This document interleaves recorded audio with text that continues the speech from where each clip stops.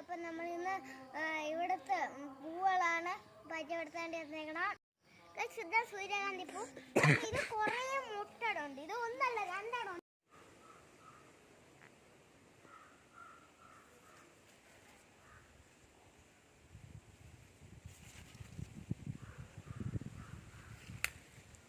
പാർവതിപ്പൂ. നിങ്ങളെ നാട്ടിൽ ഇത് എന്തൊരു പേരാണ് പറയണത് കമന്റ് ചെയ്യും. മാങ്ങാർപ്പൂ. ഇത് ആദ്യം ഒരെണ്ണം കുറച്ചൊക്കെ ഉള്ളത്, പിന്നെ ഇത് വിട്ട് വീണ് ഇത്രയും പൊട്ടിച്ചങ്ങ് കയറിയതാണ്. ഇത് നിങ്ങൾക്ക് കണ്ടിട്ട് ഒരു പൂ പോലെ തോന്നൂലെങ്കിൽ ഇതൊരു പൂവാണ്. കോഴിവാലെന്നാണ് ഈ ഒരു പൂവിന്റെ പേര്. അമ്മ ക്യാമറ ഇത് റെഡ്, പക്ഷെ ഒറിജിനൽ കളർ പർപ്പിൾ ആണല്ലേ? നമ്മള് സൂര്യകാന്തിയുടെ കളറിന് വ്യത്യാസമല്ലേ? ഇത് കാശിത്തെറ്റിന് സൈലായിട്ട് ഒരു വീട്ടിൽ ഇരിക്കുന്നുണ്ട്. ഇത് മജന്ത കാശിത്തുമ്പയാണ്. ഇത് മെറൂൺ കാശിത്തുമ്പ.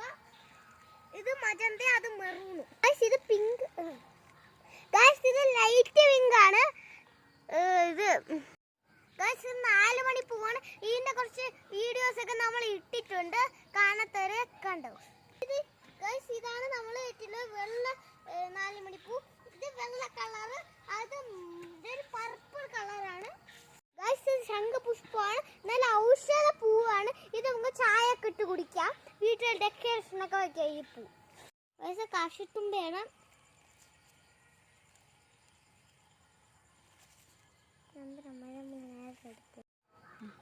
ഇത് വെള്ള ശംഖുപുഷ്പമാണ്. ഇത് പൂക്കാത്ത പൂക്കാറായ ശംഖുപുഷ്പമാണ്. ഇതാണ് കാക്കപ്പൂവിന്റെ മുട്ട്. ഇതാണ് കണ്ട ഇത് മറ്റേ അതിന്റെ കളർ. ഇത് എന്തിനാ ശംഖുപുഷ്പത്തിന്റെ കളർ പോലെയാണ്.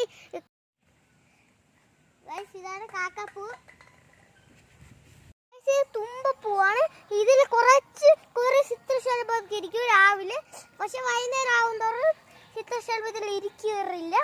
പിന്നെ കണ്ട ഇതാണ് ഇതിലെ പൂവ് എന്ന് പറഞ്ഞാൽ ഭയങ്കര കുഞ്ഞു പൂക്കളാണ് ഇല്ല. ഇത് ചെമ്പരത്തി പൂവാണ്. ചുമന്ന കളർ പൂവാണിത്. ഇതേപോലെ പല ടൈപ്പ് പൂവുകളുണ്ട്. കാണിച്ചു നോക്കുന്നത് പിങ്ക് കളറാണ്. വീഡിയോയിൽ ഒരു ഓറഞ്ച് കളർ പോണത്തോണെങ്കിൽ ഇത് ഓറഞ്ച് ആണ്. ഇത് പിങ്ക് കളറാണ്. ഇതാണ് നമ്മളെ വീട്ടിലെ ഓറഞ്ച് ചെമ്പരത്തി പൂ. തൂക്ക് ചെമ്പരത്തി അല്ലേ? തൂക്ക് ചെമ്പരത്തി അല്ലേ ഇത്? അതിന്റെ പേരാണ് തൂക്ക് ചെമ്പരത്തി. പിച്ചപ്പൂവാണ്. നല്ല മണമുള്ള പൂവാണ് ഇത്. ഇത് മൊട്ടാണ് വിടർന്ന് വരണതേ ഉള്ളൂ.